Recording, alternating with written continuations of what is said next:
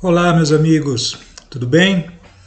Mais um estudo hoje que nós vamos iniciar falando hoje sobre Cristologia Bíblica. Então nós vamos ver um pouquinho sobre a doutrina de Cristo, que é um estudo sobre Cristo, né? Um estudo sobre Jesus. Eu sei que existem pessoas que não acreditam em Jesus, eu sei que existem aqueles que consideram ele apenas um bom homem, né? Um exemplo ou um grande mestre. Tem também aqueles que excluem totalmente Jesus de suas vidas, né? O ignoram, até mesmo desprezam, né?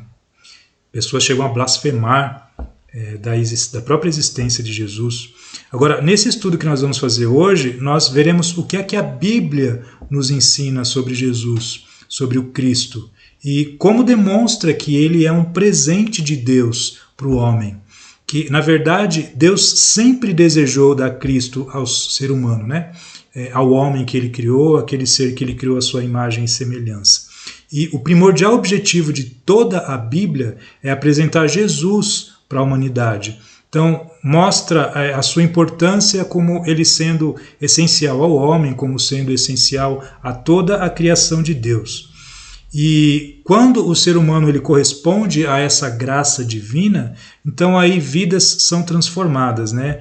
E essas pessoas elas desfrutam da vida em seu sentido mais pleno, né? Conforme o objetivo de Deus desde o seu plano criador que vem da eternidade.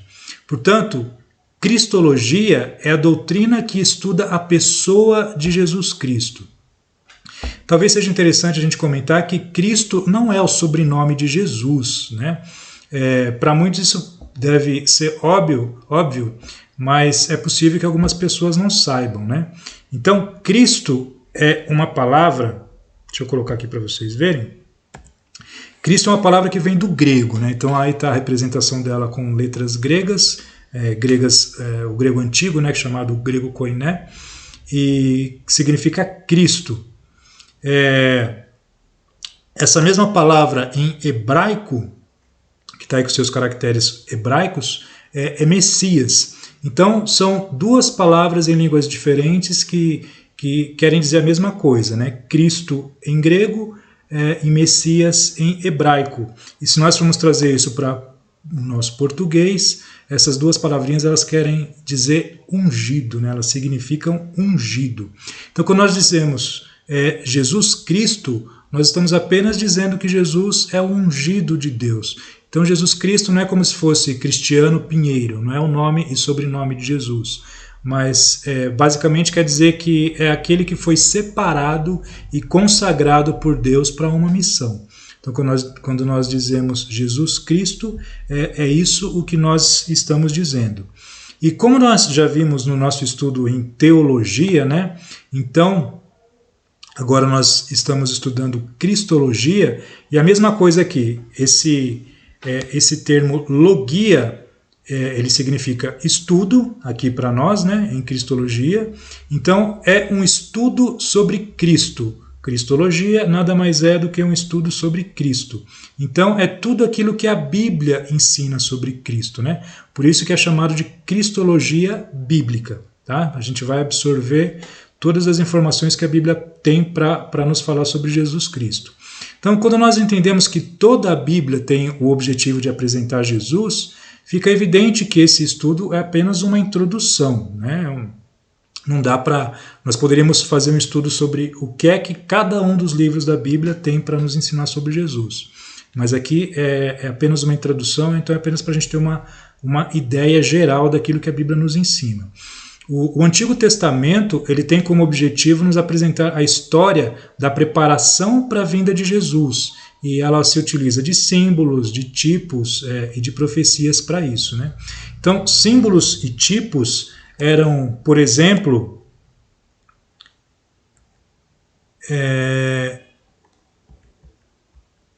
assim, está aqui. Era, por exemplo,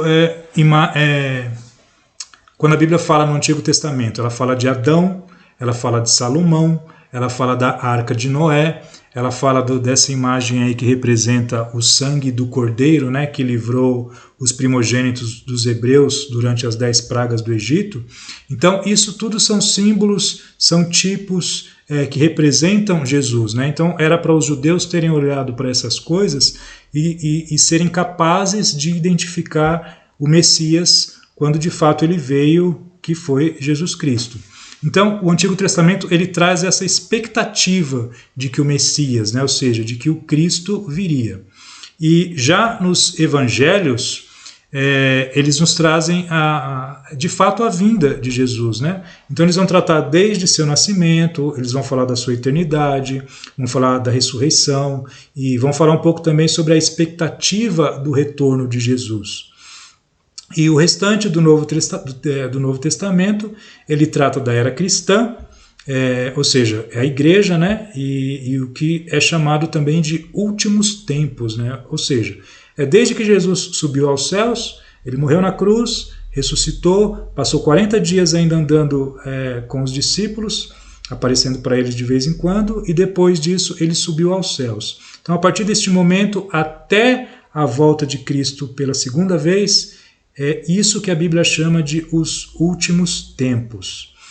Então é sobre o tempo em que nós vivemos, né? Nós estamos vivendo nos últimos tempos. E contém aquilo que o ser humano deve fazer enquanto aguarda esse triunfante retorno de Cristo. Então, um primeiro ponto que deve ser abordado quando nós estudamos o que a Bíblia nos ensina sobre Cristo é a humanidade de Jesus, né? Então, a humanidade de Cristo ela é muito importante dentro daquilo que a Bíblia nos ensina. Então, lá em Hebreus, capítulo 2, versículo 14, nós lemos assim: portanto, visto que os filhos são pessoas de carne e sangue, ele também participou dessa condição humana. Então, é importante entender que o Cristo ele precisava ser humano, pois foram humanos que pecaram, e esses pecados precisavam, né, e precisam ser punidos. Então, Jesus ele foi plenamente humano. Isso nós vemos claramente nesse versículo aí. E nós sabemos que Jesus ele nasceu de uma mulher, ele cresceu como uma pessoa normal, ele sentiu sofrimento, dor, cansaço, fome, sede. Evidentemente, tudo isso nós poderíamos ver em passagens, mas como eu estou dizendo que é apenas uma introdução ao assunto, mas nós conseguimos reconhecer que Jesus passou por todas essas coisas, né? Então Jesus ele foi, de fato, um verdadeiro ser humano. Isso nós vemos também aqui, em Hebreus capítulo 2, versículo 17. Por essa razão, era necessário que ele se tornasse semelhante a seus irmãos em todos os aspectos. Olha que importante isso aqui.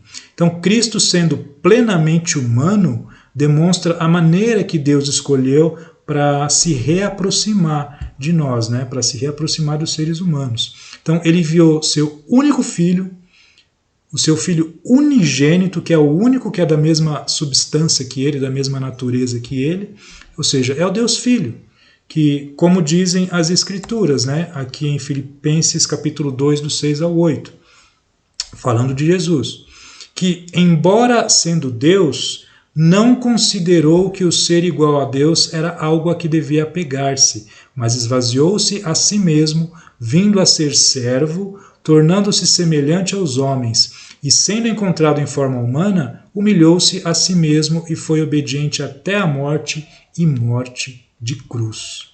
Esse versículo é impressionante, né? Então, dessa maneira, Deus ofereceu a reconciliação aos homens, né? Para sermos salvos dos nossos pecados. Me desculpem. Como nós podemos ver também aqui em Romanos capítulo 5, versículo 10. Se quando éramos inimigos de Deus, fomos reconciliados com Ele mediante a morte de seu Filho, quanto mais agora, tendo sido reconciliados, seremos salvos por sua vida. Então, assim fica claro, né, a importância de Cristo ser plenamente humano. Muito bem, isso estando claro, nós já tendo entendido, né, tendo visto que a Bíblia nos apresenta Jesus como um perfeito e completo ser humano, importa dizer que não é apenas da humanidade de Cristo que a Bíblia fala, né?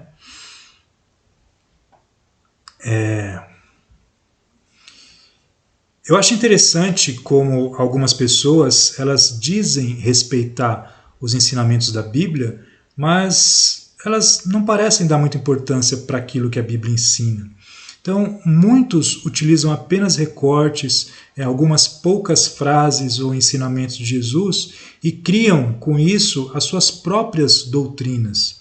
Então, muitos outros eles acabam torcendo, eles retiram ou acrescentam informações àquilo que a Bíblia ensina. E uma das informações mais precisas e impressionantes da Bíblia é sobre a divindade de Cristo. E o ponto aqui para a gente não é a gente pensar se é fácil crer na divindade de Cristo ou se ela é verdadeira ou não, mas que de fato ela é ensinada nas Sagradas Escrituras.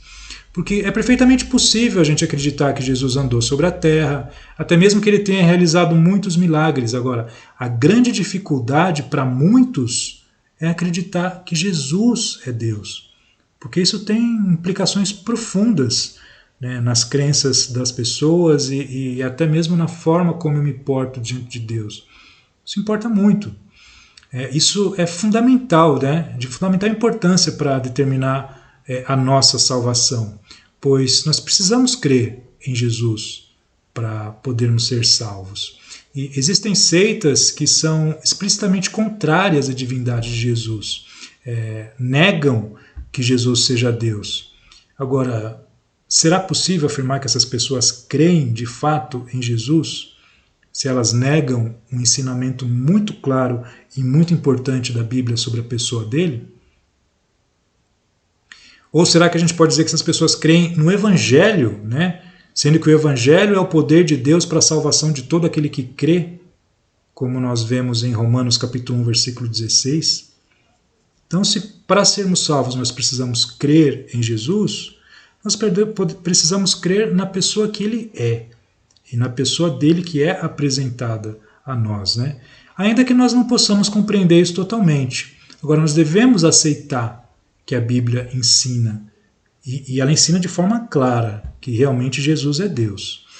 Deixa eu colocar aqui e voltar para a gente ver mais umas passagens. Aqui. Então nós vamos pensar agora um pouquinho, como eu estou dizendo, sobre a divindade de Cristo. E a nossa ideia é percebermos que de fato a Bíblia ensina isso de forma clara. Então, o primeiro versículo que nós vamos ver sobre o assunto é João capítulo 1, versículo 1, que nos diz assim: no princípio era aquele que é a palavra.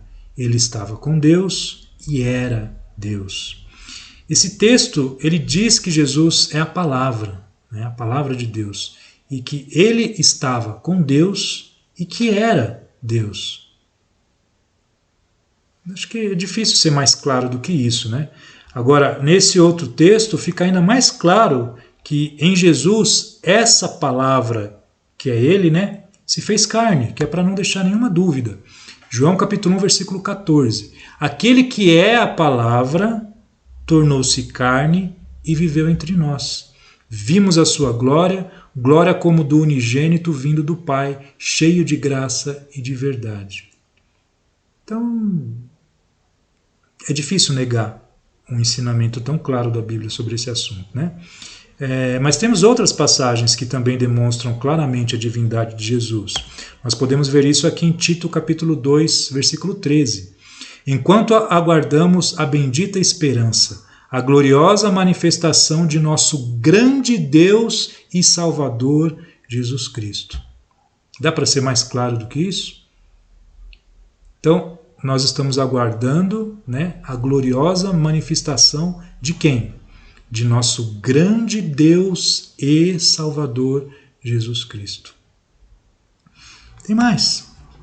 1 João capítulo 5, versículo 20. Sabemos também que o Filho de Deus veio e nos deu entendimento para que conheçamos aquele que é o verdadeiro, e nós estamos naquele que é o verdadeiro, em seu Filho Jesus Cristo. Este é o verdadeiro Deus e a vida eterna. Seu Filho, Jesus Cristo, este é o verdadeiro Deus e a vida eterna. A Bíblia não usa de meias palavras para afirmar a divindade de Jesus. Ela faz isso de forma clara, né? também aqui em João capítulo 20, versículo 28.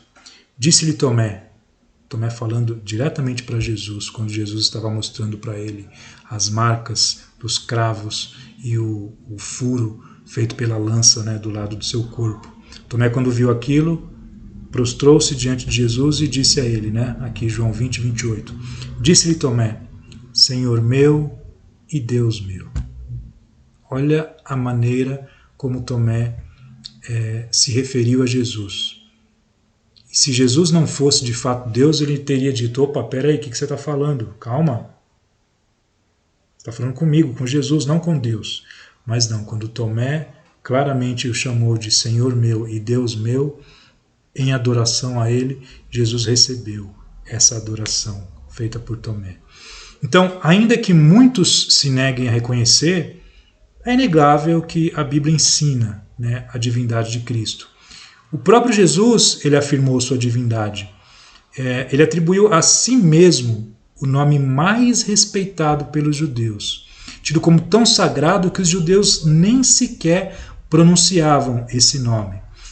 Esse nome, ele aparece no Antigo Testamento como o tetragrama, ele é conhecido como tetragrama, que são essas letras aqui, esses caracteres que aparecem em hebraico, traduzindo para as letras do nosso alfabeto, seria YHWH, né?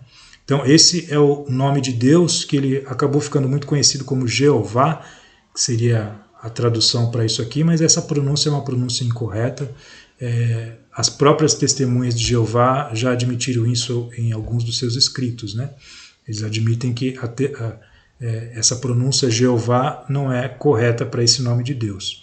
Agora, o que Jesus fez com esse nome sagrado? Ele aplicou esse nome a si mesmo. Quando Moisés perguntou para Deus sobre qual é o nome que ele deveria chamá-lo, lá em Êxodo capítulo 3, versículo 14, né, quando Deus estava chamando Moisés para que ele fosse libertar o povo que estava escravo no Egito, aí Moisés falou, mas eu vou chegar lá e eu vou dizer para eles que quem mandou libertá-los?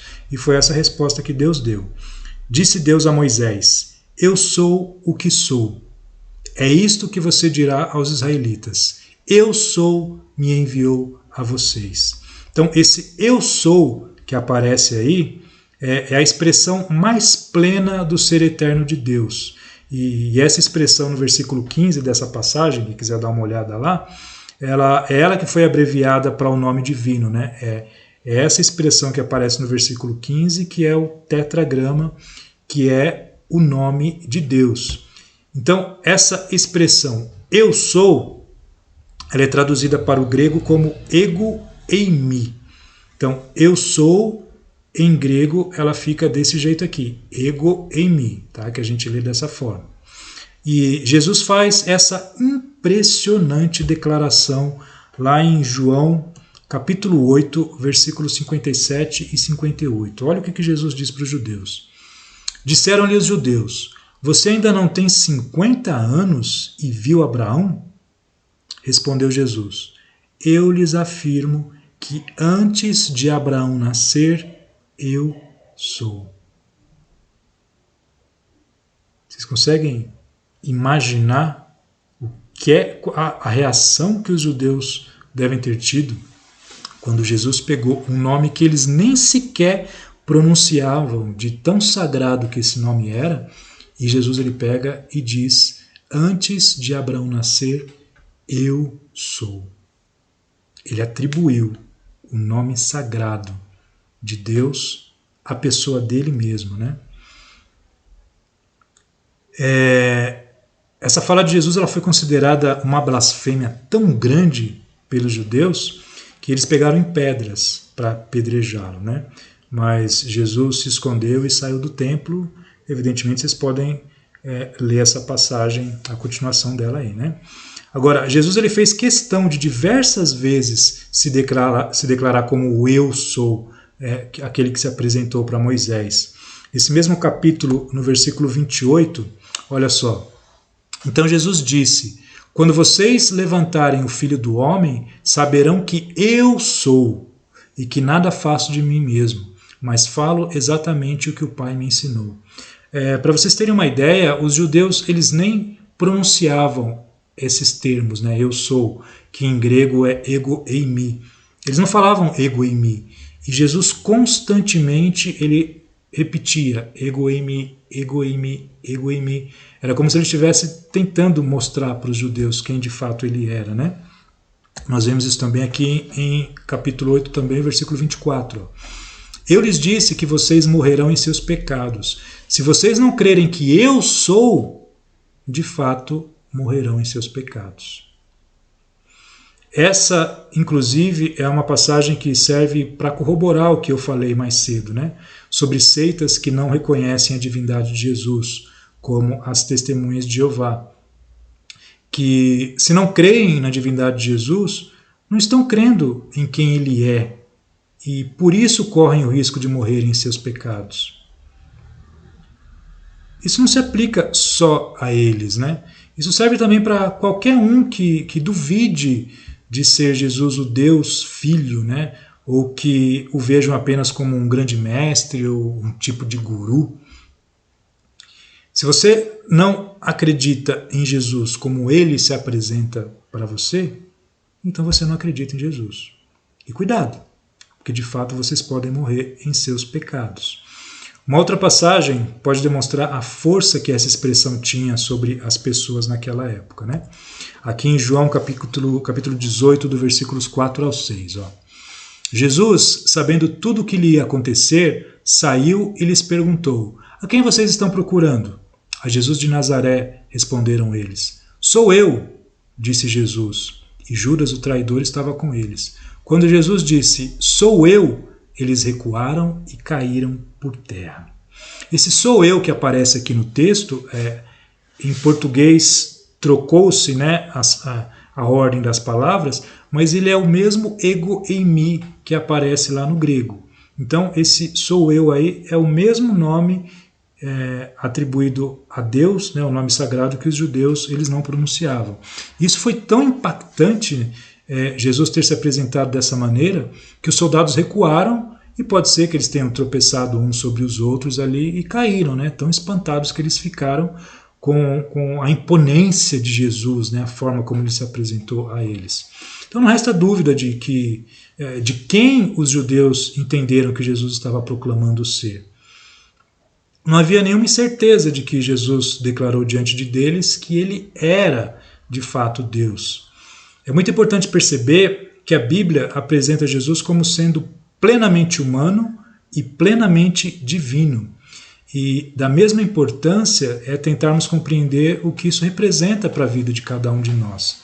Sem dúvida, isso faz muita diferença, né, sobre como será a existência eterna de nossas almas, porque as nossas almas são eternas, e se essa eternidade vai ser uma eternidade boa ao lado de Deus, ou será uma eternidade num lugar onde só existe choro e ranger de dentes, as nossas atitudes aqui e aquilo em que nós acreditamos é que vai definir como será essa nossa eternidade. Agora eu queria que nós pensássemos um pouquinho sobre alguns dos ensinamentos de Jesus.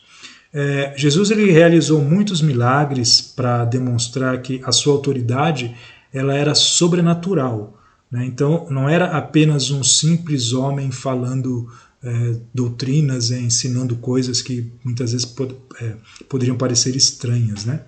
Então Jesus usou os seus milagres, a sua capacidade de fazer coisas fantásticas para demonstrar que de fato as pessoas deveriam parar para ouvir o que ele tinha para dizer. Então, algumas coisas que Jesus dizia, né? Em seus discursos, ele dizia, como nós vemos aqui em Lucas capítulo 6, do versículo 20 ao 22. Bem-aventurados vocês, os pobres, pois a vocês pertencem o reino de Deus. Bem-aventurados vocês que agora têm fome, pois serão satisfeitos. Bem-aventurados vocês que agora choram, pois haverão de rir. Bem-aventurados serão vocês quando os odiarem, expulsarem e insultarem, e eliminarem o nome de vocês como sendo mal por causa do Filho do Homem. Então, fica claro que seus ensinos eles entram em conflito com aquilo que o mundo deseja, né? Com aquilo que o mundo acha que seja a forma ideal de se viver. Agora, esses valores divinos, eles que Jesus nos ensina, eles são eternos. Não são valores passageiros, como esses valores que nós vemos no mundo. E a recompensa por se esforçar em praticar esses valores que são eternos, as recompensas virão no céu. Então virá na era do porvir, né? Como nós vemos aqui no versículo 23. Regozijem-se nesse dia e saltem de alegria, porque grande é a recompensa de vocês no céu. Pois assim os antepassados deles trataram os profetas, né? Então, aonde é a recompensa? No céu. Então, estes valores ensinados por Cristo, eles devem ser uma norma de conduta para os fiéis que pertencem ao reino de Deus, ou que são leais, né, à soberania do Rei Jesus, ainda que vivam num mundo de trevas e de rebelião contra Deus. Então, Jesus mostrou, a Bíblia nos mostra que para sermos filhos do Altíssimo, nós temos que ter uma vida muito diferente da vida que as pessoas no mundo vivem, né? Como nós podemos ver aqui em Lucas capítulo 6, versículo 35. Amem, porém, os seus inimigos, façam-lhes o bem e emprestem a eles, sem esperar receber nada de volta. Então a recompensa que terão será grande e vocês serão filhos do Altíssimo. A maneira de participar deste reino não é apenas com palavras ou confissões, mas através da maneira que nós vivemos, né? E do que essa nossa vida produz. Aqui nos versículos 43 ao 45. Nenhuma árvore boa dá fruto ruim. Nenhuma árvore ruim dá fruto bom. Toda árvore é reconhecida por seus frutos. Ninguém colhe figos de espinheiros, nem uvas de ervas daninhas.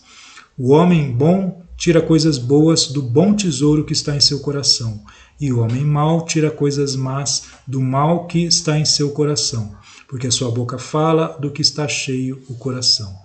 Então, Jesus também nos ensina como deve ser a nossa confiança em Deus e quais devem ser as nossas preocupações nessa vida.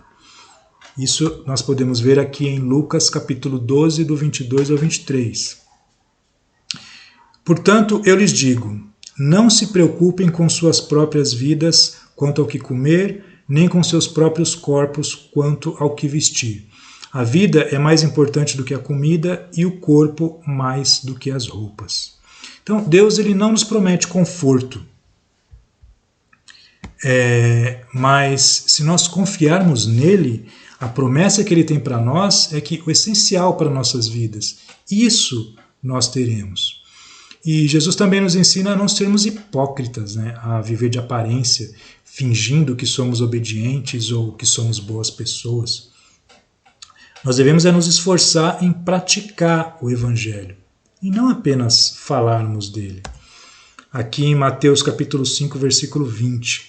Pois eu lhes digo que se a justiça de vocês não for muito superior à dos fariseus e mestres da lei, de modo nenhum entrarão no reino dos céus. Os fariseus eram assim, né? Eles impunham regras pesadíssimas aos outros, mas eles mesmos não cumpriam essas regras, né? Quem quiser conferir isso pode olhar Mateus 23, os versículos 3 e 4. Jesus ele demonstra a importância de termos a preocupação de ter uma purificação interior, pensando em purificar realmente o caráter, né? A partir daquilo que nós pensamos, para que as nossas ações elas sejam verdadeiramente boas. Aqui em Mateus 5, 27 e 28. Vocês ouviram o que foi dito, não adulterarás. Mas eu lhes digo, qualquer que olhar para uma mulher para desejá-la, já cometeu adultério com ela no seu coração.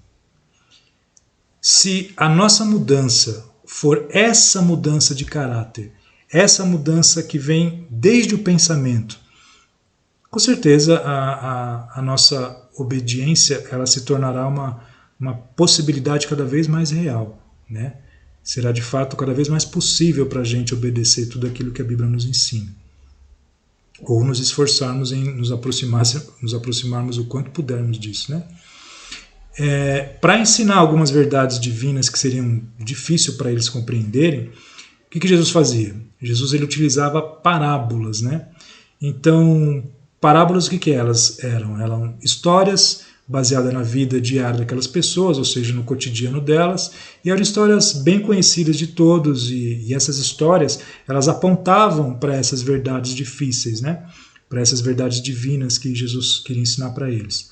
E uma coisa que é interessante é que muito do que Jesus falava para as multidões eram respostas aos ataques dos escribas e fariseus, né? Então os escribas muitas vezes acusavam, faziam questionamentos, né? Iam ali com uma intenção de tentar encontrar algum erro em Jesus, e Jesus ele se utilizava desses ataques para fazer esses ensinamentos para aquelas pessoas.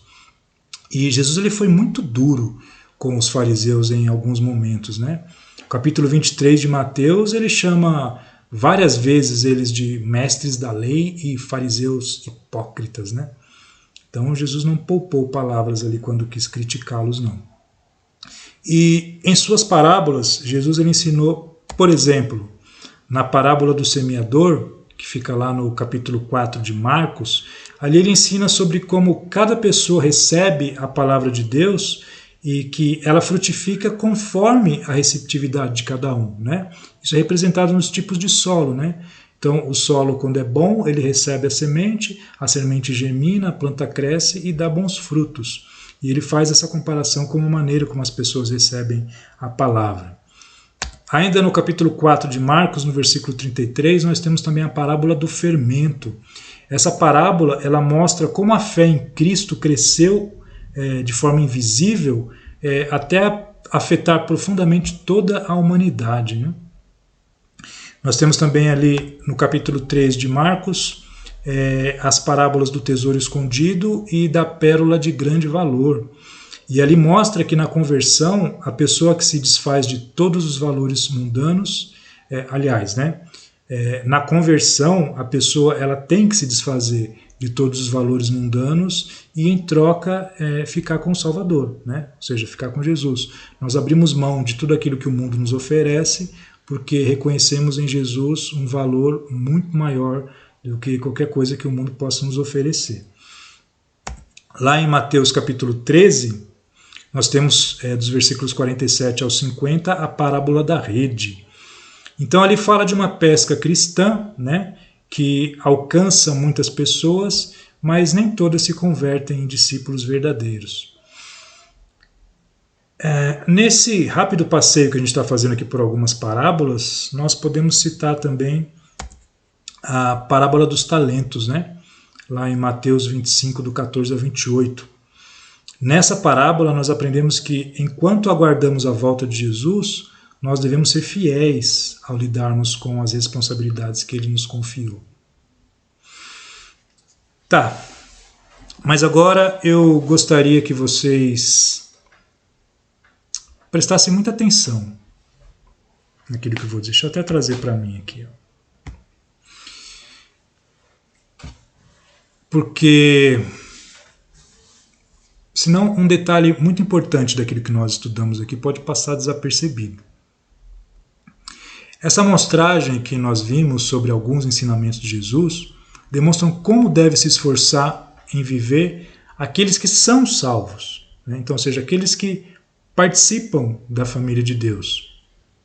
Porque que ninguém pense que se esforçar em ser uma boa pessoa, que não roubar, não matar, ajudar quando alguém bate na sua porta pedindo comida. Ninguém pense que essas coisas por si só, elas podem nos levar ao paraíso eterno na presença de Deus. Se vocês prestaram atenção, quando eu comecei a falar sobre esses ensinos de Jesus, lá no comecinho, eu comecei a falar sobre estes ensinos de Jesus, e eu disse que estes valores ensinados por Cristo, eles devem ser uma norma de conduta para os fiéis que pertencem ao reino. Foi assim que eu comecei a falar dos ensinos. Então é uma coisa para aqueles que são leais à soberania do Rei Jesus, ainda que vivam num mundo de trevas e de rebelião contra Deus. Então, para aqueles que são leais à soberania de Deus, esses valores, essa forma de viver, para esses é que tudo isso é importante. Porque isso por si só não torna ninguém participante do reino de Deus. Esse tipo de comportamento é uma orientação para aqueles que já foram acrescentados ao reino. Isso em palavras das próprias Sagradas Escrituras, nós vemos aqui em Efésios capítulo 1, do 3 ao 5. Ó. Bendito seja o Deus e Pai de nosso Senhor Jesus Cristo, que nos abençoou com todas as bênçãos espirituais nas regiões celestiais em Cristo. Porque Deus nos escolheu nele antes da criação do mundo. Percebe como eu falei que a Bíblia nos ensina sobre a importância de Cristo? Deus nos escolheu nele antes da criação do mundo. Então, antes que esse mundo, antes que esse universo fosse criado, Deus já havia nos escolhido nele. Para quê? Para sermos santos e irrepreensíveis em sua presença. Em amor, nos predestinou para sermos adotados como filhos por meio de Jesus Cristo. Então nós só podemos ser adotados por Deus por meio de Jesus Cristo. Não são todos os seres humanos que são filhos de Deus. Todos os seres humanos são criatura de Deus. E aqueles que reconhecem Jesus como seu Senhor, aqueles que reconhecem o sacrifício que Ele fez por cada um de nós, estes são adotados como filhos.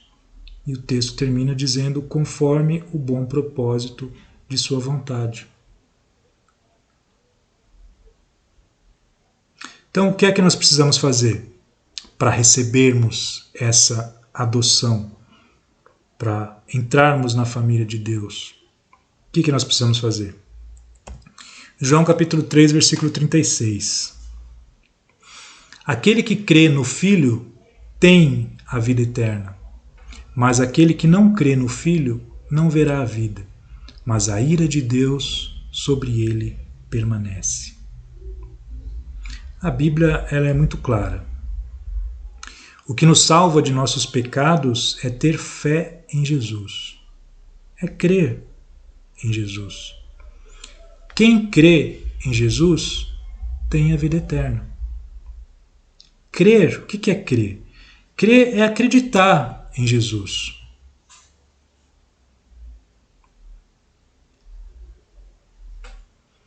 Aquele que não conheceu o pecado, o fez pecado por nós, para que nele fôssemos feito justiça de Deus. Então, acreditar no Jesus que se apresenta a nós na Bíblia.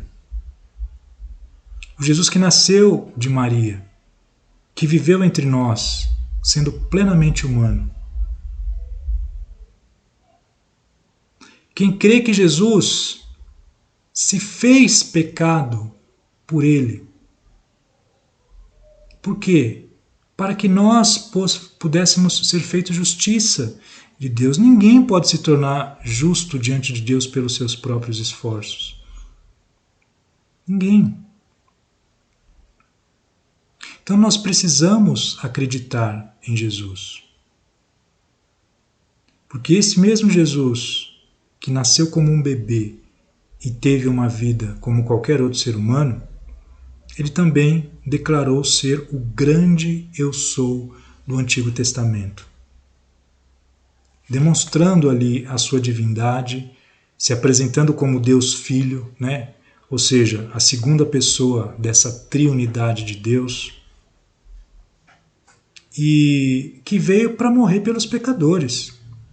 para nos oferecer o perdão e a vida eterna, carregando o nosso pecado e nos dando em troca a sua justiça, que é como está nesse versículo aí que nós estamos lendo, né?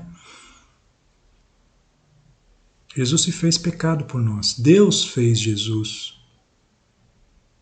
pecado por nós. E em troca, Jesus deu a nós a justiça, a virtude da sua vida plena e perfeita. Então, somente em Jesus nós podemos nos tornar justos diante de Deus. Agora, como participamos desse maravilhoso plano de salvação? Nas próprias palavras de Jesus, em Marcos 16:16. Quem crer e for batizado será salvo, mas quem não crer será condenado. É muito simples. Quem crer e for batizado será salvo. Eu já disse, crer é acreditar em Jesus, é confiar nele. Se você acredita em Jesus, você acredita e confia em tudo que ele diz. E ele mesmo diz que quem crer e for batizado será salvo. Esta é uma afirmação feita pelo próprio Jesus Cristo. Agora, se você acredita em Jesus, você não daria importância ao batismo, por quê? Não é o batismo que salva, mas a fé em Jesus. Agora, essa fé é uma fé obediente. E como é que uma fé demonstra ser obediente? Obedecendo. Por isso o texto diz, quem não crer será condenado. Porque se a pessoa não crê, o provável é que ela nem se importe, não queira se batizar, não dê a menor importância para isso, né? Eu comecei falando nesse estudo sobre aqueles que não se importam com Jesus, não reconhecem Jesus. Falei dos que até blasfemam dele muitas vezes, né? Agora, ainda que alguém se batize, mas não tenha essa fé verdadeira, isso não faz diferença. Pois quem não crê será condenado, ainda que passe pelas águas do batismo. As águas do batismo não salvam. O que salva é a fé. O batismo sem fé nada representa. E uma fé sem o batismo também não representa nada, porque não é uma fé obediente, né? Que fé é essa em que a pessoa não acredita? Portanto, não somos salvos pela água do batismo, né? E nem mesmo pela forma como nós vivemos. Nós somos salvos única e exclusivamente pela fé em Jesus, por acreditar que ele assumiu o castigo pelos meus pecados, no meu lugar. E que esse sacrifício feito por Jesus é a única maneira que existe para que eu seja perdoado. Nada que eu faça pode me levar à presença de Deus. A Bíblia é muito clara. Deixa eu colocar mais esse versículo aqui para vocês verem. Vou até colocar o versículo inteiro aqui, ó. Que é Efésios capítulo 2, versículo 8 e 9. Pois vocês não são salvos pela graça, por meio da fé. Isso não vem de vocês, é dom de Deus, não por obras, para que ninguém se glorie. Que ninguém se engane. A obediência de que tratamos nos ensinos de Jesus não é para que alguém possa ser salvo. Não somos salvos por nenhuma obra. A salvação não vem de nós, de nada que nós possamos fazer. Nós somos salvos pela graça de Deus e apenas por meio desta fé em Jesus. E estas obras de obediência são aceitas por Deus apenas para aqueles que já fazem parte do reino. Não é para fazerem parte do reino, mas é porque fazem parte, porque foram adotados como filho, crendo em Jesus Cristo, passando pelas águas do batismo. Este é aquele que tem por objetivo de vida obedecer e dar bons frutos. Isso nós vemos na continuação desse texto de Efésios. O versículo 20, deixa eu colocar aqui para vocês verem. Aliás, desculpe, versículo 10, Efésios 2:10. Porque somos criação de Deus, realizada em Cristo Jesus, para fazermos boas obras, as quais Deus preparou de antemão para que nós as praticássemos. Então nós não fazemos boas obras para sermos salvos, mas porque somos criação de Deus, realizada em Cristo Jesus. Para quê? Para fazermos boas obras. Porque no momento do batismo nós nascemos de novo. Nascemos em Cristo. Nos tornamos novas criaturas ou nova criação de Deus. E para nós, para estas pessoas, Deus preparou essa forma de viver para praticarmos estas boas obras. Então, eu espero que principalmente você, que não é cristão, você possa entender essas palavras. E eu espero que esse estudo, para aquele que já é cristão, para aquele que já entende de Bíblia, já entende de Jesus, que perceba que a gente pode se aprofundar cada vez mais e aprendermos cada vez mais coisas sobre Jesus Cristo, sobre Deus. Nós, os que formos salvos, iremos passar toda a eternidade na presença de Deus, na presença de Jesus, e mesmo durante toda a eternidade nós seremos incapazes de aprendermos tudo sobre a pessoa de Jesus, sobre a pessoa do Deus Pai, porque eles são infinitos, né? A pessoa deles é uma pessoa infinita. Então nós não temos como saber tudo sobre Deus.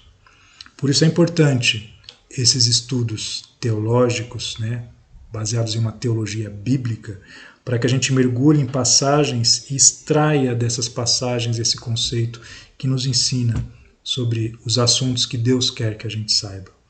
Então, eu espero que vocês tenham gostado, eu espero que possa ser útil para vocês e que Deus abençoe a todos.